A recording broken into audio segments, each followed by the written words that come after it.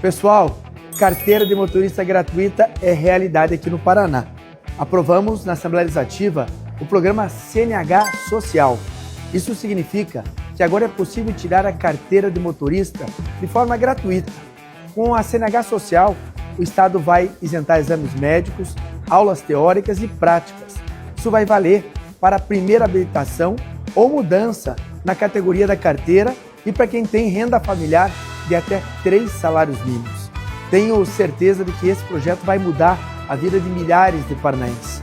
A gente reduz desigualdades sociais e econômicas e ajudamos quem mais precisa, por exemplo, a entrar ou voltar ao mercado de trabalho com uma carteira de motorista. Seguimos trabalhando por oportunidades, por inclusão e dignidade para os paranenses. Contem sempre com o deputado Alexandre Cury.